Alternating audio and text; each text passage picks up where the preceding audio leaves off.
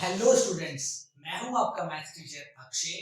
और बेटा आज हम कक्षा 10 का गणित शुरू करने जा रहे हैं और आज हम पढ़ेंगे अध्याय 2। आज हमारी पहली क्लास है और आज हम अध्याय 2 से शुरू करेंगे। अध्याय 2 है हमारा बहुपद। अध्याय 2 बहुपद। बेटा आपने 9वीं कक्षा में बहुपद को बड़े अच्छे से पढ़ा होगा और जिन बच्चों ने नहीं पढ़ा तो बिल्कुल भी ना घबराएं, यहाँ आपको पूरा पढ़ा दिया जाएगा जितना 10वीं में आता है। अगर 9वीं का पूरा पढ़ाएंगे तो बेटा 10वीं का पीछे रह जाएगा।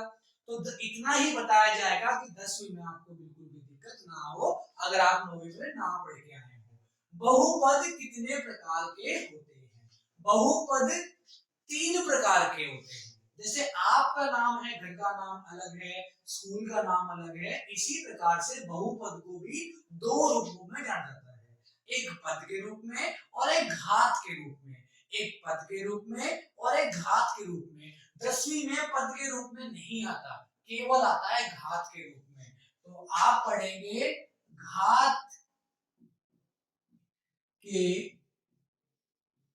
रूप में बहुपद के प्रकार। एक एक बात को पूरा क्लियर करते चलेंगे।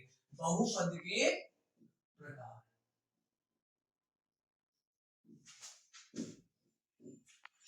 अब बच्चे कहेंगे सर घात क्या होती है, हमें तो यही नहीं पता।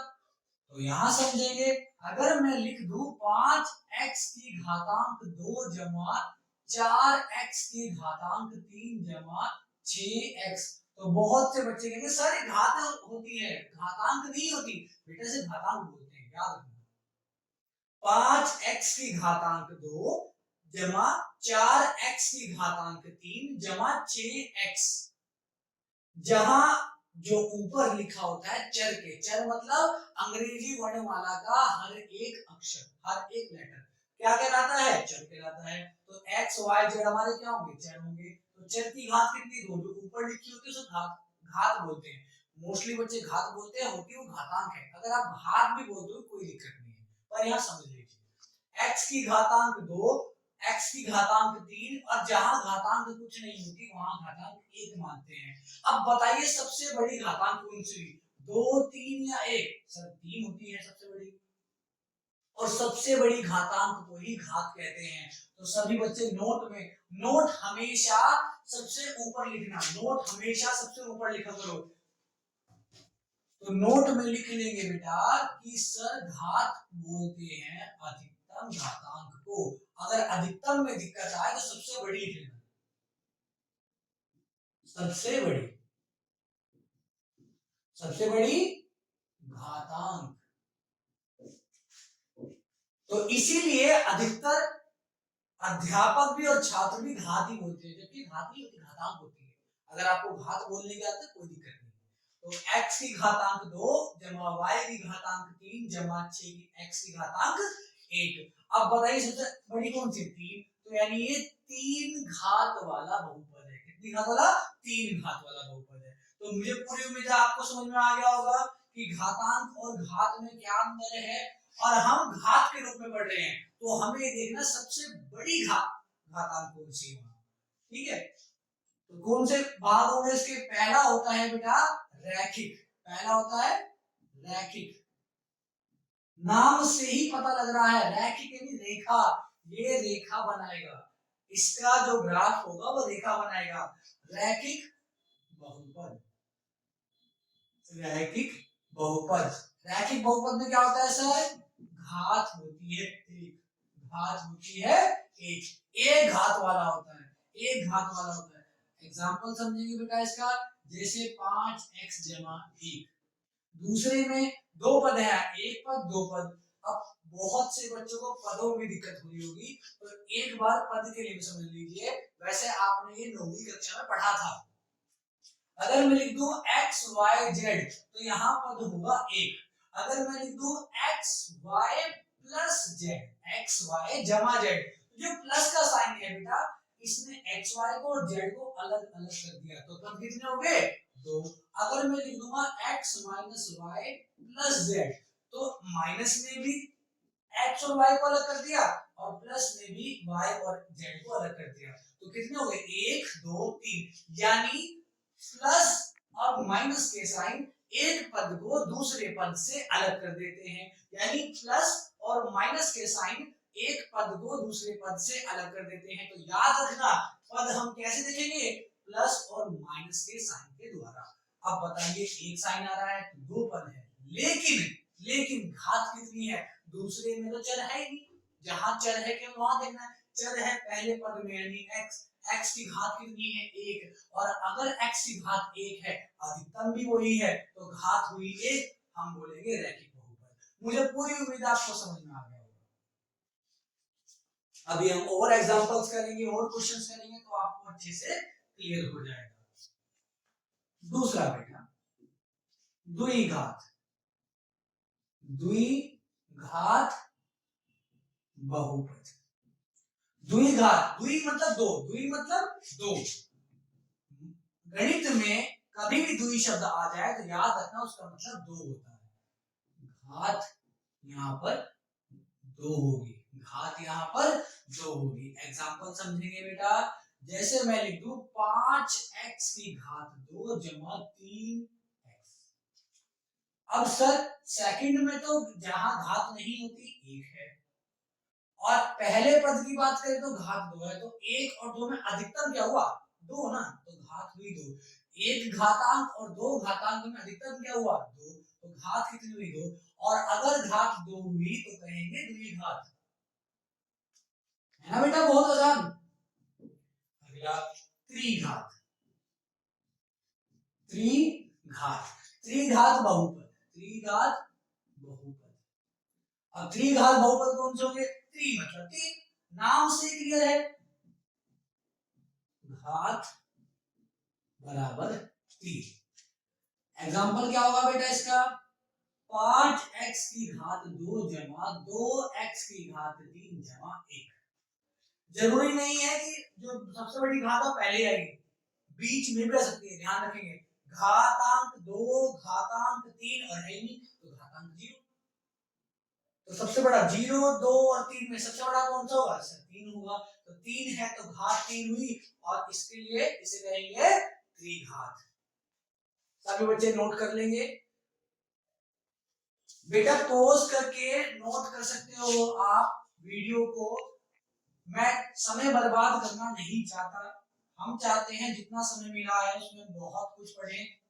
पहले ही मैं बहुत ही कम गति के साथ आपको पढ़ा रहा हूं, तो ये गति चलती रहे धीरे धीरे, इतनी ही कम गति से पढ़ाता रहूं, इसलिए पॉज करके ही नोट करेंगे और नोट साथ साथ बनाते चलेंगे। अब हमारी है प्रश्नावली 2.1, प्रश्नावली 2.1। प्रश्न आया, किसी बहुपद px के लिए y बराबर px है। क्या है बेटा? y बराबर px।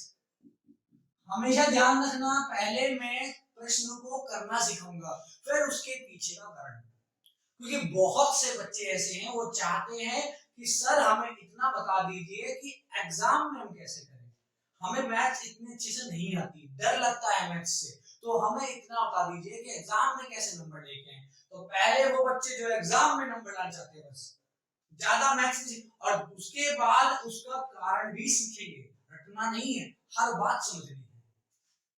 तो बिल्कुल आसान से लेके चलेंगे।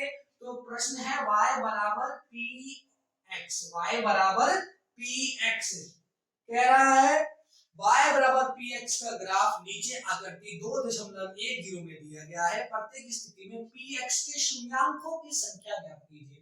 अब इस शून्याङ्कों को समझेंगे अच्छे से, फिलहाल बस इतना कि शून्याङ्कों की संख्या ज्ञात कीजिए, इतना ही याद रखेंगे। शून्याङ्क होते हैं चर के मान। अब यहाँ चर क्या है? जो ब्रैकेट के अंदर है, जो ब्रैकेट के अंदर है, ब्रैकेट के अंदर क्या है? x, यही क्या है इसका? शून्याङ्क।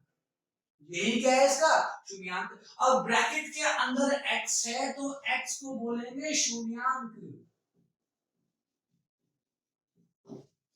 और जिसका शून्यांक हो उसी के अक्ष पर ग्राफ को देखना है। किसका शून्यांक है? x का शून्यांक है, तो x के ही ग्राफ पर देखेंगे।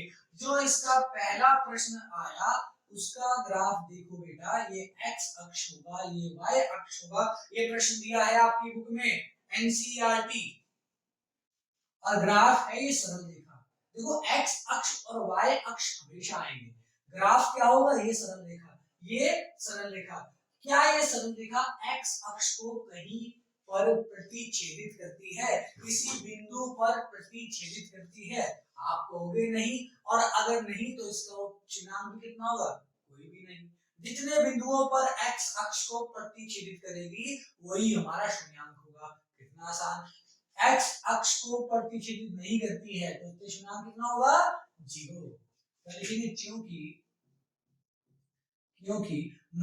कहीं बुक में क्योंकि भी लिखा आता है, तो कुछ अध्यापक जो है क्योंकि भी बोलते हैं। क्योंकि लिखो दोनों का उत्तर एक ही आएगा। क्योंकि रेखा या ग्राफ लिखते हैं, क्योंकि ग्राफ x अक्ष को प्रतिच्छेदित। देखो बेटा, अगर आपको मैथ्स के शब्द समझ में ना आए तो आप उसको आसान भाषा में काटती है भी, प्रतिच्छेद का मतलब काटना होता है, तो आप काटती है भी लिख सकते हो। x अक्ष को प्रतिच्छेदित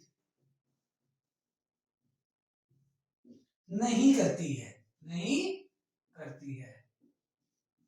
और जब प्रतिच्छेद ही नहीं कर रही तो बिंदु बनाएगी, और जब बिंदु ही नहीं होगा तो मान कितना होगा? 0। इसलिए शून्यांक बराबर कितना था बेटा? 0। ऐसा आप सभी ने अपनी अपनी कक्षाओं में या किसी भी जगह पढ़ा होगा। ये तो बेटा तरीका हो गया रटने का।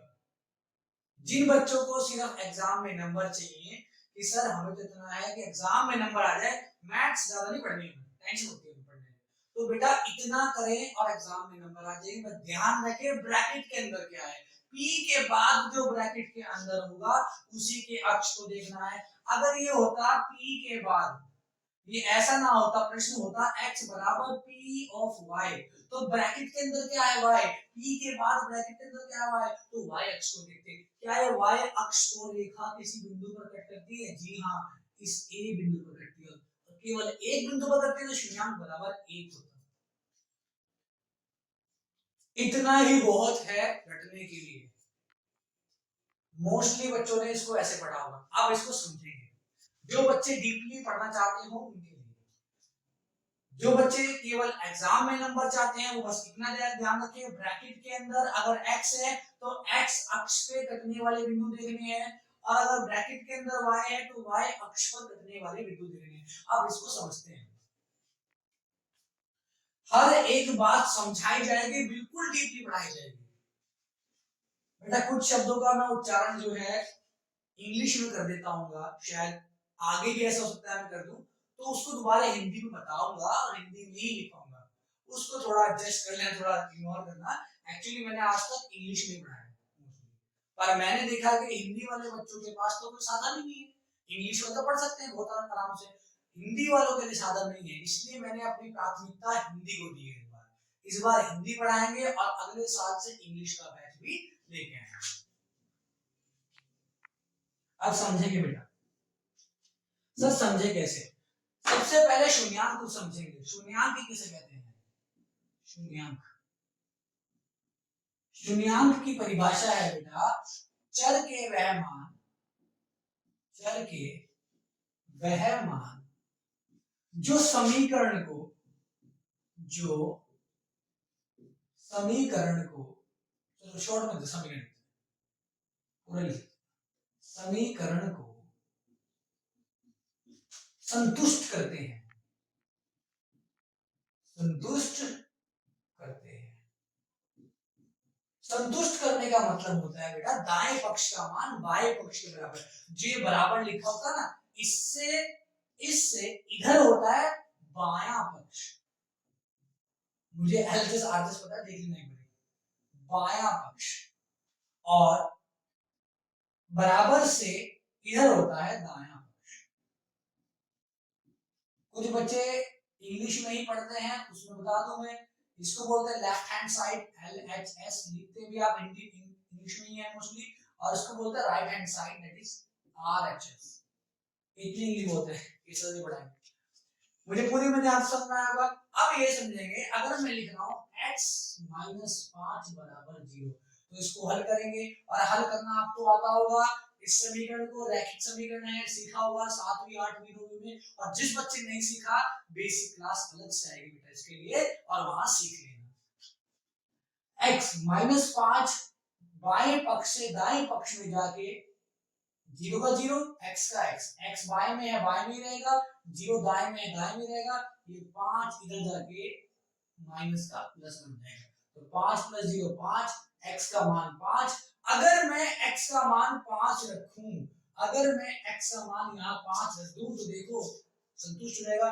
x बराबर 5 रखो, 5 माइनस 5, 5 माइनस 5 यानी 0, 0 बराबर 0 आ गया, क्या संतुष्ट हुआ नहीं हुआ? तो किसके मान हुए? x के मान हुए नहीं हुए, जो चर है। यहां तक समझ में आया? मुझे पूरी उम्मीद है आपको शून्यांक समझ में आ गया होगा। अगर शून्यांक समझ में आ गया, तो शून्यांक का जो मान है वेरिएबल चर की फॉर्म में, वेरिएबल बोल दिया, चर की फॉर्म में, मोस्टली इंग्लिश में पढ़ाया ना बेटा आपने, याद रखो, चर के रूप में समझेंगे। नोट में अलग से लिखेंगे बेटा, x बराबर 0, x बराबर 0 का मतलब क्या होता है? y अक्ष का समीकरण, y अक्ष का समीकरण, y अक्ष के समीकरण को ही x बराबर 0 कहते हैं। और इसी प्रकार से अगर हम बोले x अक्ष का समीकरण, क्या बेटा? x अक्ष का समीकरण, तो x अक्ष के समीकरण को क्या कहेंगे बेटा? सर y में x का है तो x में किसका आएगा? y बराबर 0। मुझे पूरी उम्मीद है यहाँ तक समझ में आ गया होगा। अब y बराबर 0 दर्शा रहा है x अक्ष को, y बराबर 0 दर्शा रहा है x अक्ष को, और हमने इससे पहले पढ़ा शून्यांक के लिए हमें 0 लाना पड़ता है, संतुष्ट कराना है। तो मुझे बताइए, अगर y बराबर px हमें दिया है, तो px का, अगर x का मान मैं कुछ भी रखूं, 5 6 7 8, कोई भी बहुपद आ सकता है, 5 6 7 8 2 3 कुछ भी हो, रखने पर लास्ट में तो 0 ही आएगा ना। अगर ये शून्यांक देगा, अगर x कोई शून्यांक देगा, तो लास्ट में कितना आएगा? 0। तो यानी y बराबर कितना हो गया? 0। और y बराबर 0 किसको दर्शा रहा था? x अक्ष को। किसको दर्शा रहा था? x अक्ष को। तो इसीलिए हम x अक्ष का प्रतिच्छेदित बिंदु देखते हैं, क्योंकि हल क्या होता है? हल वो बिंदु है जो रेखा पर आए। ये जो रेखा है, इस रेखा को मैं मान लेता हूं, इस रेखा को मैं मान लेता हूं PQ। ये जो PQ रेखा है बेटा, इसमें हर एक बिंदु अनंत बिंदु है, हर एक बिंदु इसका एक हल है, हर एक बिंदु इसका एक हल है। और अगर वो बिंदु इस रेखा के साथ साथ x अक्ष पर भी आ जाए, तो इस बिंदु का भी, इस रेखा का भी हल होगा और x अक्ष का भी हल होगा। और क्योंकि ये जो बहुपद है x अक्ष को दिखा रहा है, क्योंकि ये बहुपद x अक्ष को दिखा रहा है, इसीलिए x अक्ष पर वो बिंदु लेते हैं जो रेखा पर हो, और वो तभी पॉसिबल है जब वो काटे। तो ये बिंदु क्या इस रेखा पर है, तो रेखा का हल होगा। क्या ये x अक्ष पर है, तो x अक्ष का भी हल होगा। यानी कि इसके कितने हल हैं जो शून्यांक देंगे? वो केवल एक है, प्रतिच्छेदित बिंदु। जिसको इतना समझ में आया बहुत अच्छी बात है, जिसको इतना समझ में नहीं आया तो वही वो रटने वाली विधि समझ सकता है, कोई दिक्कत नहीं है। समझते हैं? दोबारा फिर बस एक बात और बता दो मैं, सर x के चर के रूप में है तो यानी वो y का मान होगा, x के चर के रूप में है तो पक्का वो y के बराबर होगा। क्या वो y के बराबर है? और वो y के बराबर है, y बराबर 0 आएगा। y बराबर 0 x अक्ष दिखाता है, तो x अक्ष पर कटने वाले बिंदु देखने हैं, वही हल देंगे। वो x अक्ष के भी हल होंगे, रेखा के भी हल होंगे। जिसको यहाँ तक समझ में आया अच्छी बात है, जिसको नहीं समझ में आया वो बस इतना ही समझ ले, रखने वाली विधि, x में x का मान, y में y। अब देखते हैं अगला प्रश्न। बेटा मैथ्स को अगर वाकई पढ़ना है और मैथ्स में आपको अपना जीवन साकार करना है तो मैथ्स को बेसिक से पढ़ना स्टार्ट करो। शुरुआत में थोड़ी दिक्कत आएगी पर उसके बाद मैथ्स बहुत ही इजी लगने लगेगी और जब तक रखते रहोगे हमेशा मैथ्स से डर लगता रहेगा। पढ़ते हैं अब तो हम बहुत जल्दी करते हैं क्वेश्चन को। अगला प्रश्न दूसरा आरेख है इसका कुछ इस तरह, ये एक्स अक्ष है, ये वाई अक्ष है और ये ग्राफ दे रखा है, ये ग्राफ दे रखा है। अब सेम इक्वेशन है इसके लिए भी, इसके लिए भी जो हमारे समीकरण है समान है तो आप समझ जाएंगे कि ये एक्स अक्ष को कितने, क्योंकि ब्रैकेट में एक्स आ रहा है, एक्स अक्ष को कितने बिंदु पर काटती है। सर ये आई यहाँ तो वाई अक्ष काटा, वाई अक्ष देखना, एक्स अक्ष को केवल एक बिंदु पर काटती है और क्योंकि एक बिंदु पर काटती है इसलिए शून्यांक कितने होंगे, एक। कितना आसान, तो सर इतना ही शानदार, इतनी बड़ी बकवास करी क्यों। बेटा बहुत सारे बच्चे ऐसे हैं जो 10वीं के बाद सोच रहे होंगे कि मैं आईआईटी या बहुत अच्छे संस्थान की तैयारी करूं, तो उनके लिए बेसिक पढ़ना बहुत जरूरी है। बहुत से बच्चे सोचते हैं कि हमें 11वीं में गणित ही लेना है, उनके लिए बेसिक पढ़ना जरूरी है। और जिनको खाली पास होना है वो पहले वाले से। तीसरा लिख सकते हैं क्योंकि यह ग्राफ एक्स अक्ष को एक बिंदु पर प्रतिच्छेदित करता है अतः यहाँ शून्यांक एक होगा। मैं बार बार एक ही बात नहीं लिखूंगा, हमें कोर्स पे ध्यान देना है। हर बार भाषा एक बार लिखेंगे और उसको समझते चलेंगे। कुछ इस प्रकार से है, ये हमारा एक्स अक्ष है बेटा, ये हमारा कौन सा अक्ष है, एक्स अक्ष। ये हमारा कौन सा अक्ष है बेटा, वाई अक्ष। अब देखेंगे रेखा कितने बिंदु पर काट रही है एक्स अक्ष को।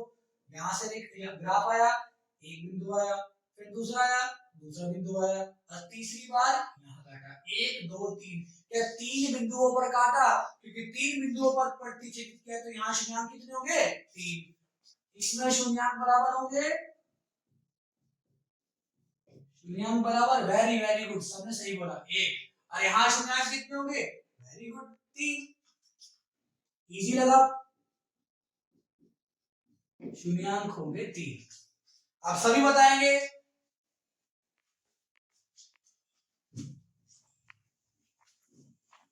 अगला प्रश्न देखेंगे बेटा।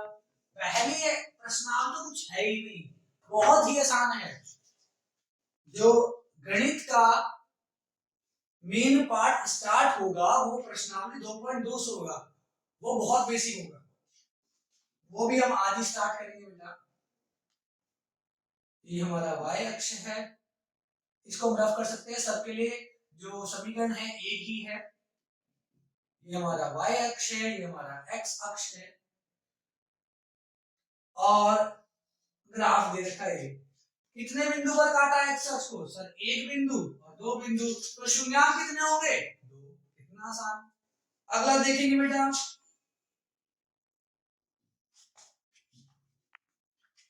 ये हमारा था प्रश्न चौथा, ये हमारा प्रश्न है पांचवा।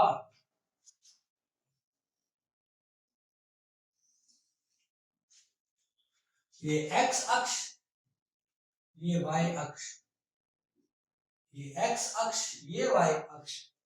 देखेंगे जो ग्राफ है कितने बिंदु पर काट रहा है, एक बिंदु, दो बिंदु, तीन बिंदु, चार बिंदु। कितने बिंदु पर काटा, 4। तो शून्यांक बराबर कितना होगा, 4। शून्यांक बराबर कितना होगा, 4। अब बताएंगे यहाँ शून्यांक कितने हैं,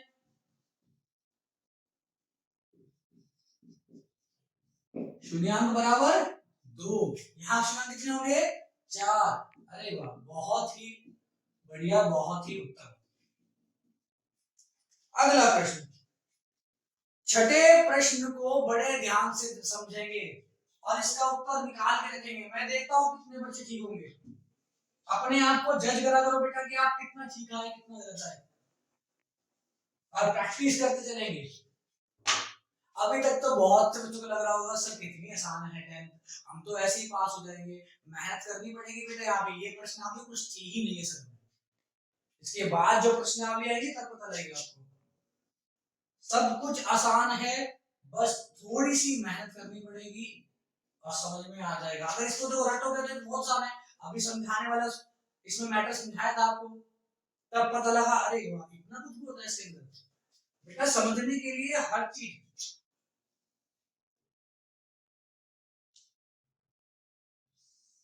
देखो जैसे अब बताएंगे कितने बिंदु पर एक काटती है। आप कहेंगे सर एक बिंदु तो ये रहा, और यहाँ दो बिंदु, एक ही बिंदु, ये एक बिंदु है। बेटा दो बिंदु नहीं है, एक बिंदु ही है, एक बिंदु ही है। एक बिंदु कैसे हुआ? आप कहोगे सर एक जो ग्राफ है वो दो बिंदु पर कट करता था, घूमता है, तो यहाँ घूमने पर एक बिंदु कैसे आया? बेटा ये स्पर्श रेखा कहलाती है। कोई भी वृत्त, घुमावदार चीज, कोई भी घुमावदार चीज वृत्त, जब जिसे वक्र बोलते हैं, एक रेखा को किसी बिंदु पर, एक रेखा को किसी बिंदु पर टच करे, छू के निकले, तो हम उस रेखा को बोलते हैं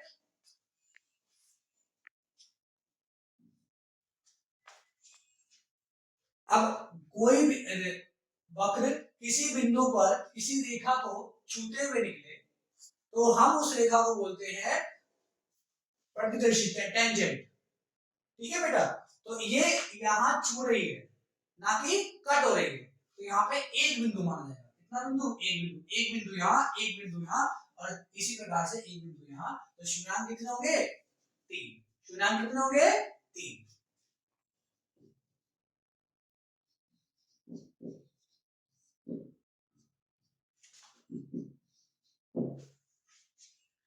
मुझे पूरी उम्मीद आपको समझ में आ गया होगा यहाँ तक।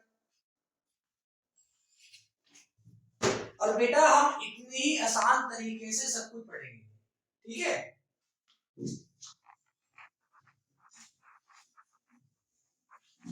अब आई हमारी प्रश्नावली 2.2। प्रश्नावली 2.2।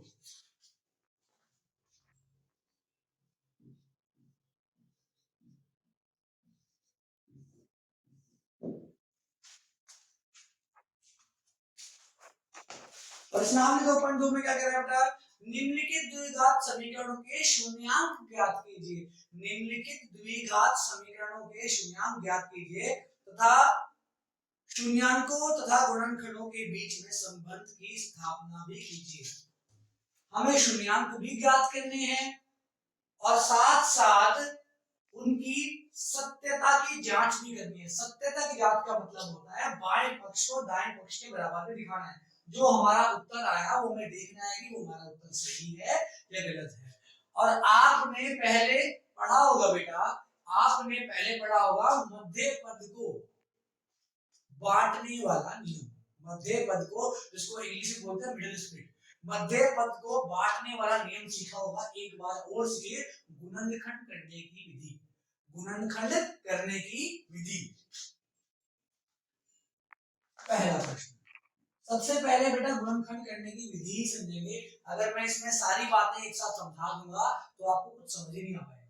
जिन बच्चों को आती है गुणनखंड करना तो बहुत आसान है उसके लिए, तो पर जिन बच्चों को गुणनखंड करना नहीं आता उनके लिए बहुत मुश्किल बन जाएगा। तो पहले हम अच्छे से गुणनखंड करना ही सीखेंगे, फिर हम शून्यांकों का संबंध भी देखेंगे। पहला प्रश्न है x की घात 2 माइनस 2x माइनस 8। बेटा गुणनखंड के ऊपर मैं एक चैप्टर अलग से बना दूंगा, एक क्लास अलग से बना दूंगा, उसमें आप बहुत अच्छे समझ लेना। जिन बच्चों ने पहले कभी नहीं पढ़े गुणनखंड, वैसे आपके गुणनखंड 7वीं कक्षा से स्टार्ट होते हैं। 7वीं 8वीं 9वीं हर एक में आपने गुणनखंड करा होगा मध्य पद वाला। एक बार और समझेंगे कैसे करते हैं। सबसे पहला नियम, घातांक को घटते क्रम में लिखे। सबसे पहले बड़ी x की घात 2, फिर x की घात 1, और फिर जहां पे x ना हो जिसे हम बोलते हैं अचर पद, जिसे हम बोलते हैं अचर पद, तो 8 होगा हमारा अचर पद। दूसरा नियम बेटा, ये दो नियम मोस्टली बच्चे नहीं फॉलो करते, जिसकी वजह गलती करते हैं। ये वो है जो जिनको आता भी है वो भी गलती करते हैं, तो स्टेप बाय स्टेप करेंगे। दूसरा नियम है कि, दूसरा नियम है बेटा पहला तो हो गया घात को घटते क्रम में, और दूसरा अगर सभी में से कुछ कॉमन आए, कुछ कोई संख्या समान आए तो उससे पहले कॉमन ले लेंगे, अलग से बाहर कर लेंगे। पर यहाँ 2 8 कॉमन का मतलब हुआ में से, कॉमन का मतलब हुआ में से आपको लेना आता होगा, नहीं आता होगा यहाँ सीखेंगे बेटा। तो इन सब में कुछ कॉमन है, 2 8 1 कोई कॉमन नहीं आता, तो दो स्टेप हमारे पहले से ही हो रखे हैं। बहुत से प्रश्न में ये दो स्टेप्स हमारे पहले से ही हो रखे होंगे, और जहां नहीं कर लेंगे, अधिकतर बच्चे गलती करते हैं। तो अब नियम स्टार्ट होता है। क्या करेंगे बेटा, एक्स स्क्वायर के गुणांक जो गुणा में है और अचर पद की गुणा करते हैं। एक्स स्क्वायर के गुणांक और अचर पद की गुणा करते हैं। एक्स स्क्वायर का गुणा गुणा में कुछ है, जहां गुणा में कुछ नहीं होता वहां एक मानते हैं। क्या मानते हैं वहां एक। तो 1 और 8 की गुणा करेंगे, 1 की गुणा करेंगे 8 में। 8 को अचर पद क्या है, 8 है या माइनस का 8 है बेटा, माइनस का 8 है, ये बात ध्यान रखेंगे, गलती नहीं करेंगे। तो 1 की गुणा 8 में होगी तो 8 आएगा, और माइनस ऐसे के ऐसे ही रहेगा। सर ये माइनस क्यों लगा रहे हो, हमने तो नहीं माइनस पढ़ा। बहुत से बच्चे यहाँ माइनस नहीं पढ़ते, इसकी गलती आती है। मैं अभी अगली क्लास में आपको एक स्पेशल क्वेश्चन दिखाऊंगा, एक बहुत ही इंपॉर्टेंट प्रश्न दिखाऊंगा जिसमें आपको पता लगेगा कि माइनस क्यों लगाते हैं। ठीक है, तो अगर माइनस आया, अगर माइनस आया, माइनस का मतलब है घटा, घटा का चिन्ह। तो माइनस आया तो हमने गुणा किसकी कर दी, एक्स स्क्वायर के गुणा, एक्स स्क्वायर गुणा एक्स की घात 2 की गुणा, और अचर पद की बचा क्या, बीच वाला पद, मध्य पद। मध्य पद को बांटना, मध्य पद को बांटना, यही नियम कहता है। तो मध्य पद को इस रूप में बांटेंगे, अगर चिन्ह घटा का आया तो घटा करने पर, और चिन्ह जोड़ का जोड़ने पर। अब चिन्ह किसका आया, घटा का ना, तो घटा करने पर 2 आए, घटा करने पर 2 आए, और गुणा करने पर वही रहे। पहले भी गुणा करने पर 8 था, अब भी गुणा करने पर 8 है। तो घटा करने पर 2 आए, गुणा करने पर 8 आए। ऐसे दो पद कौन से होंगे, 4 और 2। 4 की 2 में घटा करो, 4 माइनस 2 करते हैं तो 2 आएगा, और 4 की 2 में गुणा करेंगे तो 8 आएगा। जिन बच्चों को ये आता है, क्योंकि वो 7वीं 8वीं 9वीं सीख रहे हैं, अच्छी बात है। जिनको नहीं आता बेटा, एक हफ्ते के अंदर हम इसकी अलग से क्लास लगाएंगे आपके लिए, ताकि आपको ये बिल्कुल क्लियर हो। जिन बच्चों ने 7वीं 8वीं 9वीं नहीं पढ़ा होगा वो भी समझ लेंगे। तो करेंगे, x की घात 2 को x की घात 2 लिखेंगे, x की घात 2 को x की घात 2 लिखेंगे। एक बेटा तब मानते हैं जब गुणा में कुछ होता है, गुणा में एक था। माइनस को माइनस लिखेंगे, केवल ये 2 है, केवल 2, 2 को लिखेंगे 4 माइनस 2, 4 माइनस 2। और बेटा अगर एक को 2 के रूप में बांटते हैं तो हमेशा ब्रैकेट का यूज करते हैं, ध्यान रखना इस बात का।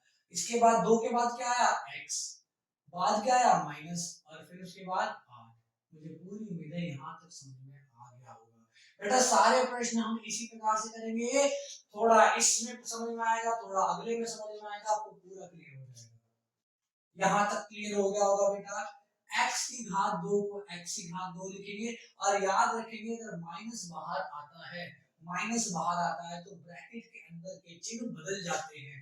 अब देखो ब्रैकेट के अंदर 4 है, 4 से पहले कोई साइन नहीं, ब्रैकेट के अंदर कोई साइन नहीं, तो प्लस का है वो, तो प्लस का बन जाएगा माइनस, और 4 का 4, और x की गुणा भी साथ में हो रही है, x की गुणा भी साथ में हो रही है, x का x रहेगा। माइनस का 2 था, माइनस बाहर है तो बदल जाएगा किसमें बेटा, प्लस में। किसमें बदल जाएगा, प्लस में, प्लस का 2 हो जाएगा, और x की गुणा भी साथ में हो जाएगी, 2x हो जाएगा। क्या है माइनस बदलेगा, नहीं बदलेगा, क्योंकि ब्रैकेट के बाहर है। ये अगला पद हो गया, एक पद, दो पद, तीन पद, अभी सीखे हमने पद। तो माइनस केवल इस ब्रैकेट तक है, आगे तक नहीं है, तो माइनस 8 का माइनस 8 ही रहेगा। बेटा मुझे हर बच्चे की तरह पढ़ा के हिसाब से पढ़ाना पड़ेगा। बहुत से बच्चे ऐसे होंगे जिनको बिल्कुल भी नहीं आता। मैं चाहता हूं कि हर एक बच्चा यहां कर ले। बराबर लगाते हैं बेटा अगली लाइन स्टार्ट करने के लिए, अगली रेखा को शुरू करने के लिए, और पहला मान दूसरे के बराबर है, इसलिए 3 पद क्या 4 पद में टूट गए, जो बीच वाला पद है 2 पद में टूट गया, बीच वाला पद है 2 पद में टूट गया। हमेशा याद रखेंगे जब घटा करते हैं तो बड़ा पहले छोटा बाद में, बड़े में से छोटा घटाएंगे। ये बाहर का माइनस साइन अपने आप एडजस्ट हो जाएगा। शुरुआत के दो पद को लेंगे और बाद के दो पद को लेंगे। जब हम कॉमन लेते हैं यानी में से लेते हैं तो x का हमेशा छोटा घातांक ही देते हैं। x का घातांक 2, x का घातांक 1, तो कितना आएगा? केवल x। संख्या में तो कुछ है नहीं। जब भी हम कॉमन लेते हैं, में से लेते हैं, तुरंत ब्रैकेट लगाते हैं। दोनों में से क्या कॉमन आया? x। दोनों में से क्या कॉमन आया? x। बेटा यहाँ बहुत से बच्चों को दिक्कत हो रही होगी, मैं जानता हूँ इस बात को, क्योंकि आपने लीनियर इक्वेशन ढंग से ना पढ़ी होगी। उसके लिए बेसिक क्लास अलग से लगाई जाएगी। अगर मैं यहाँ यहीं पर ही सब कुछ एकदम बताने लग जाऊं अलग अलग से, तो बहुत सारे बच्चों को ये क्लास बेकार लगने लगेगी, क्योंकि उन्होंने पहले पढ़ रखी है। तो बेसिक क्लास वाले बच्चों के लिए अलग से पढ़ा देंगे, बिल्कुल भी निश्चिंत रहेंगे, डरेंगे नहीं, घबराएंगे नहीं।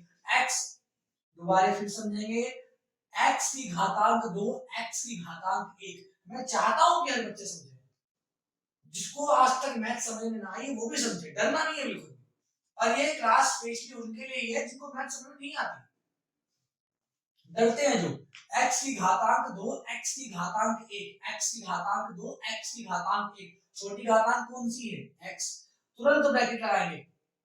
अब जो कॉमन लेते हैं, जो में से होता है उसे भाग करते हैं। पहले को x की घातांक 2 को x से भाग करें। x की घातांक 2 का मतलब होता है x दो बार गुणा में, x दो बार गुणा में, एक बार कट जाएगा, केवल एक x बचेगा, माइनस का माइनस बचेगा, x से x कटेगा तो 4 बचेगा, और ब्रैकेट बंद कर देंगे, क्योंकि यहाँ तक ही कॉमन लिया था। अगर यहाँ समझ में आ गया हो तो बहुत ही अच्छी बात है। अगर प्लस है तो प्लस कॉमन आएगा, माइनस है तो माइनस कॉमन आएगा, ध्यान रखेंगे। 2 और 8 में क्या कॉमन आएगा, क्या में से आएगा? 2 और 8 में 2 में से आता है। कैसे? क्योंकि दोनों ही 2 के पहाड़े में आते हैं। में से वो होता है जो अधिकतम पहाड़े में है। 2 एकम 2, 2 दूनी 4, 2 एकम 2, 2 चौक 8, 2 एकम 2, 2 चौक 8, क्योंकि 2 दोनों के पहाड़े में आते, 2 को में से लेंगे। और जैसे हमने पहले किया, जो में से होता है तुरंत भाग करते हैं। 2x को 2 से भाग करो, 2 से 2 कटा, x आएगा, माइनस का माइनस रहेगा। बाहर बेटा प्लस का चिन्ह है तो माइनस का माइनस ही रहेगा, चिन्ह समान रहेंगे। बाहर माइनस होगा तो बदलेंगे, बाहर प्लस चिन्ह समान रहेगा। 8 को 4 से भाग दो, 8 बटे 8 को 2 से भाग दो, 8 को 2 से भाग देंगे 4 आएगा। मुझे पूरी उम्मीद है यहाँ तक समझ में आया होगा। जिसको नहीं समझ में आया बेटा, उसके लिए अलग से हम मध्य पंचकी विभाजन वाला नियम, गुणनखंड का नियम, हम अलग से उसकी वीडियो बना देंगे, यहाँ देखेंगे। और बेटा ये हमारा चेकिंग पॉइंट भी है, दोनों के ब्रैकेट सेम आएंगे, x - 4, x - 4। अगर आपने ब्रैकेट सेम है तो इसका मतलब ठीक किया आपने, और अगर ब्रैकेट सेम नहीं है तो क्या कहीं ना कहीं पक्का गलती है आपकी, ध्यान रखिए इस बात को। ब्रैकेट क्या आएंगे? बिल्कुल सेम आएंगे। x - 4, x - 4, दोनों में x - 4 का ब्रैकेट कॉमन लेंगे। x - 4 से x - 4 का केवल x बचेगा, ब्रैकेट लगा, कॉमन लेते ही ब्रैकेट लगाते हैं, कॉमन लेते ही ब्रैकेट लगाते हैं। ये दो पद थे, दोनों में x - 4 कॉमन लिया तो x - 4 कटेगा तो x बचेगा, और x - 4 कटेगा 2 बचेगा, +2। ये हमारे हो गए गुणनखंड। सर हमें कैसे पता लगा गुणनखंड हो चुके हैं? तो यहाँ नाम में ही छिपा है इसका मतलब, नाम में ही छिपा गुणनखंड, गुणा में खंड। कहाँ खंड? गुणा में, और खंड मतलब भाग, गुणा में भाग, गुणा में टुकड़े करना, गुणा में टुकड़े करना। जैसे मैं लिख रहा हूँ 6 को लिख दिया मैंने 2 गुणा 3, क्या ये दोनों टुकड़े गुणा में हुए? जी हाँ, तो ये इसके गुणनखंड होंगे। अब ये बताइए, यहाँ बीच में माइनस आ रहा था, यहाँ बीच में माइनस आ रहा था तो गुणनखंड नहीं थी। पर इन दोनों ब्रैकेट के मध्य में कोई चिन्ह आ रहा है? नहीं आ रहा है, तो इसका मतलब जहां दो के मध्य कोई चिन्ह नहीं आता, गुणा होती है। जैसे ए बी के मध्य कोई चिन्ह नहीं, इसका मतलब a गुणा b। तो मध्य कोई दो ब्रैकेट के मध्य कुछ चिन्ह नहीं है, इसका मतलब क्या है? गुणा। तो ये गुणा में खंड हो चुके हैं। जिन बच्चों को यहाँ तक समझ में आया बहुत ही अच्छी बात है, जिनको नहीं समझ में आया उस वीडियो को दोबारा देखेंगे और आगे वाले वाले क्वेश्चन में उनको वो समझ में आ जाएगा। हमने गुणनखंड तो निकाल लिए, अब गुणनखंड से हम शून्यांक कैसे ज्ञात करेंगे वो समझेंगे बेटा। शून्यांक हमेशा ध्यान रखना बहुपद के ज्ञात नहीं होते, बहुपद को पहले समीकरण में बदलना पड़ता है, और बहुपद को समीकरण में बदलने का अर्थ कैसे है, बहुपद को समीकरण में कैसे बदलेंगे, बराबर जीरो लगा के। अगर हम बराबर जीरो लगा दें तो बहुपद बदल जाएगा समीकरण में, यहाँ भी बराबर जीरो आएगा, यहाँ भी बराबर जीरो आएगा, यहाँ भी बराबर जीरो आएगा, और यहाँ भी बराबर जीरो आएगा। आप कहोगे तो सर पहले क्यों नहीं लगाया, बेटा इसलिए नहीं लगाया, पहले से ही लगा के चलता तो बच्चे इस जीरो की वजह से कंफ्यूज ना हो जाए और इस नियम में भटक ना जाए। बहुत से बच्चे ऐसे हैं जिनको नियम आता भी ना होगा। मुझे पूरी उम्मीद है यहाँ तो समझ में आ गया होगा। अब समझते हैं इसके आगे। यहाँ दो अब जो पद थे हमारे दो ब्रैकेट में बदल गए, दो ब्रैकेट का मतलब है दो चर। अब दो चरों की गुणा करने पर जीरो आ रहा है, जैसे मैं बोल रहा हूं कि सर ए बी बराबर जीरो आ रहा है। अगर दो संख्याओं की गुणा करने पर जीरो आता है तो इसमें पक्का इतना क्लियर है, तो पहली जीरो होगी या दूसरी जीरो होगी, या तो ए बराबर जीरो होगा या बी बराबर जीरो होगा।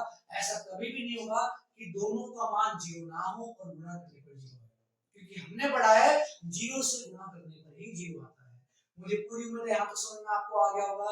तो इसका मतलब या तो ए बराबर जीरो होगा, बेटा वो बहुत ही अच्छी बात है, दोनों ही जीरो हो जाए। हम तो कम से कम लिख देते हैं कि कम से कम एक तो जीरो होगा ही होगा।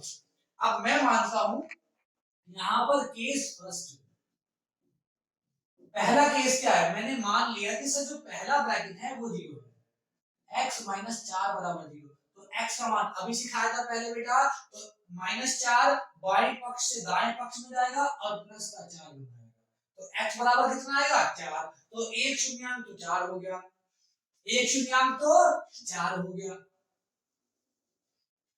केस सेकंड, क्या पता सर पहला जीरो ना हो दूसरा जीरो हो, दूसरा जीरो हो तो x प्लस 2 भी तो जीरो आ सकता है। जी हाँ, x प्लस 2 भी जीरो आ सकता है। तो अगर x प्लस 2 जीरो होगा तो x का मान कितना आएगा -2, x का मान कितना आएगा -2, x का मान कितना आएगा -2। तो x के कितने शून्यांक हो गए, दो, एक का मान -2 और एक का मान 2। तो क्या लिखेंगे, x बराबर अतः x बराबर 4 -2 शून्यांक है।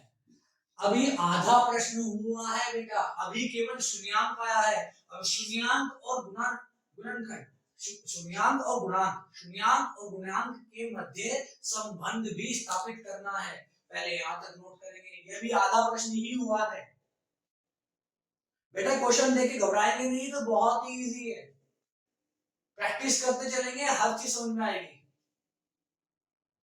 अब दोनों के मध्य संबंध के लिए पहले अलग से समझेंगे एक नियम।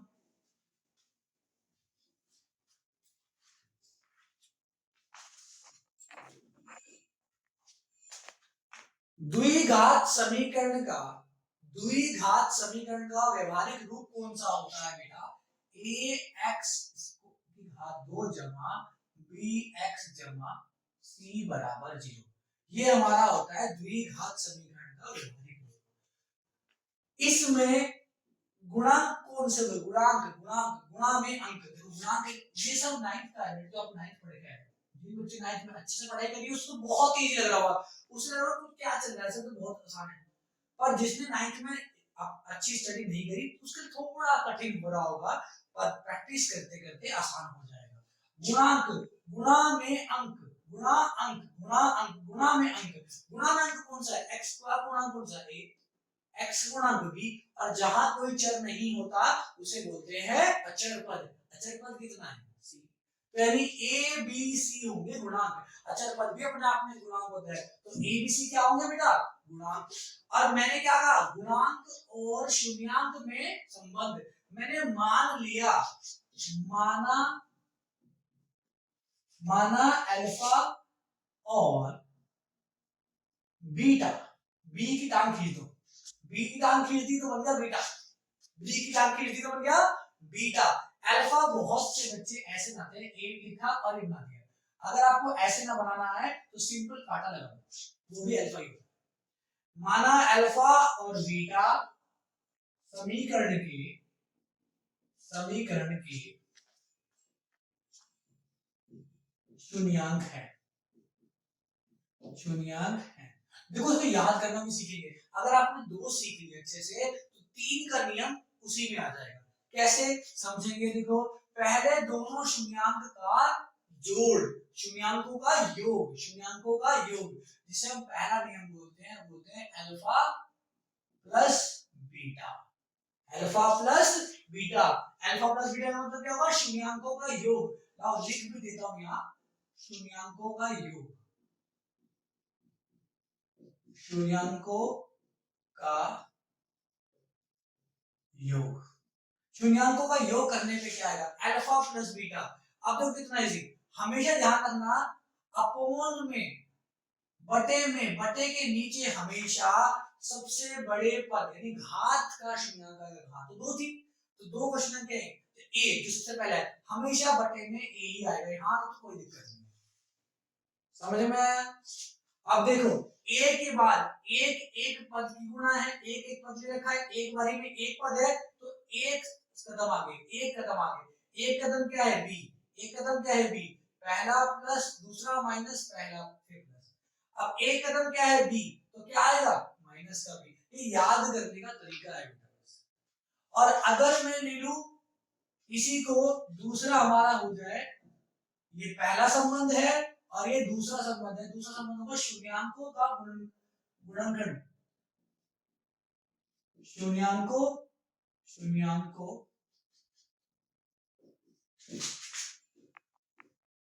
का गुणनफल बोल सकते हैं, का गुणनफल। कैसे होगा बेटा? दोनों की मल्टीप्लाई कर देंगे। एक बारी में 2 पद लिए, 2 की गुणा, एक बारी में 2 पद तो 2 कदम आएंगे, 1 2 तो क्या आएगा? 3। और सर बटे में हमेशा ए आता है, बटे में हमेशा ए आता है। इसको नोट में लिख लेंगे बेटा, अलग से लिखेंगे सब बच्चे नोट में इसको अलग से।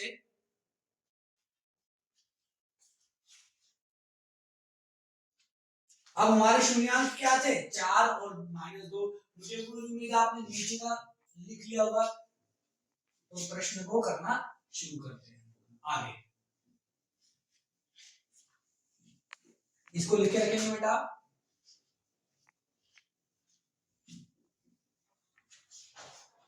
हमने शून्यांक ज्ञात कर लिए थे, अब हमारा है सत्यापन। क्या है हमारा? सत्यापन। लिखेंगे सत्यापन।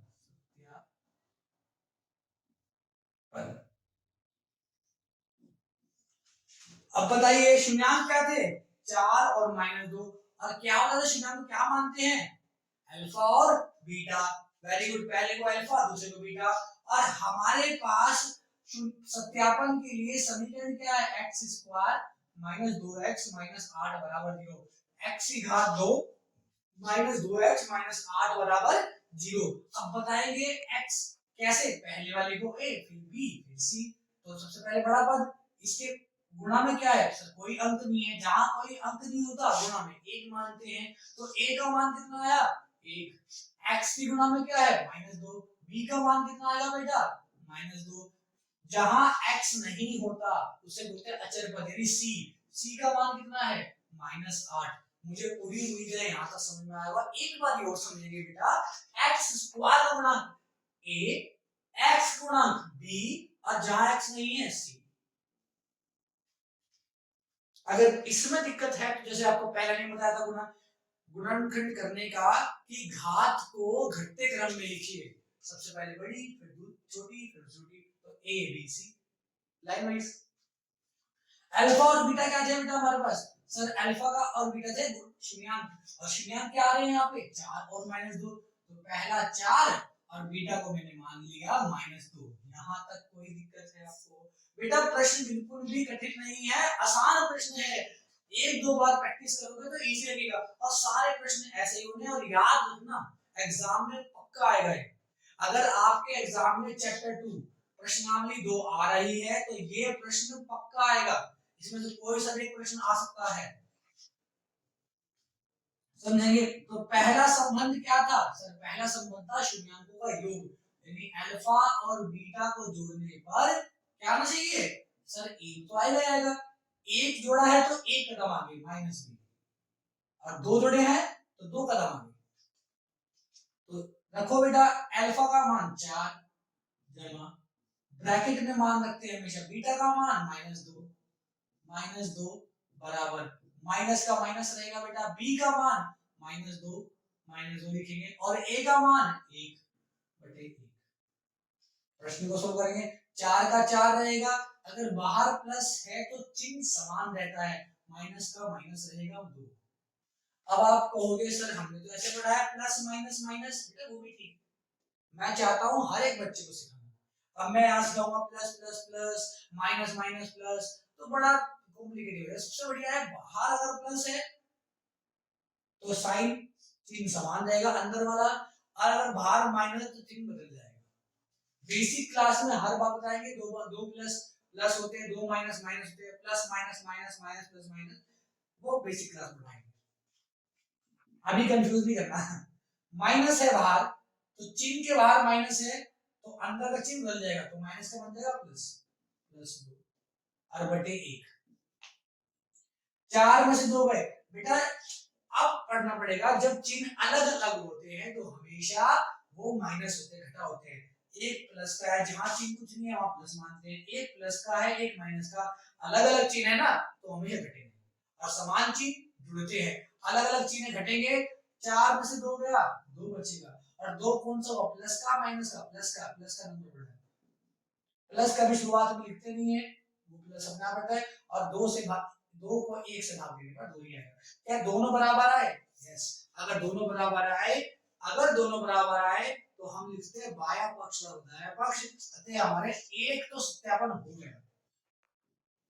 बायां पक्ष बराबर दायां पक्ष, बायां पक्ष और दायां पक्ष बराबर आ चुका है, इसका मतलब हमारा एक सत्यापन तो हो गया। अगला सत्यापन करेंगे बेटा, सेकंड,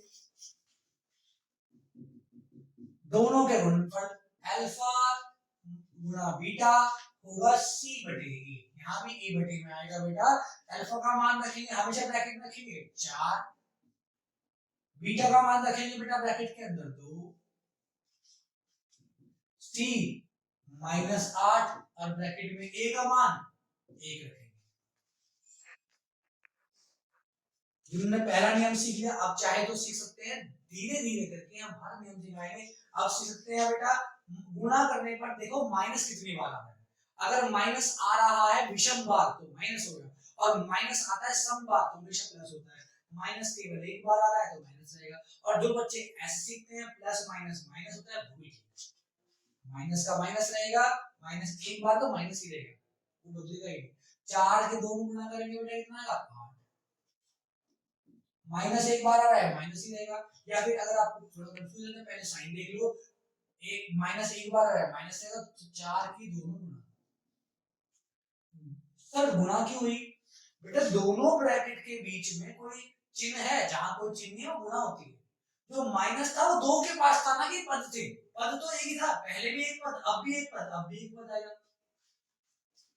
माइनस माइनस रहेगा 8/1, 4 में 2 गुना होगी -8 आएगा, और -8 में 1 भाग हो तो -8 ही रहेगा। देखो यहाँ भी बायां पक्ष बराबर दायां पक्ष आया, और क्योंकि बायां पक्ष बराबर दायां पक्ष आया तो क्या सत्यापन होगा? जी हाँ, यहाँ भी सत्यापन हो चुका है, यहाँ भी सत्यापन हो चुका है, बायां पक्ष बराबर दायां पक्ष।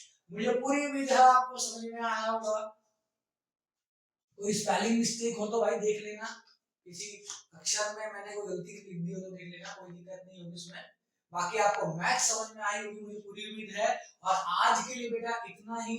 अगली कक्षा में क्लास 2 में हम प्रश्नावली 2.2 के प्रश्न को आगे से कंटिन्यू करेंगे, और बिल्कुल भी मैथ से डरने की जरूरत नहीं है, आगे हम बहुत इंपॉर्टेंट प्रश्न भी आपको कराएंगे सारे।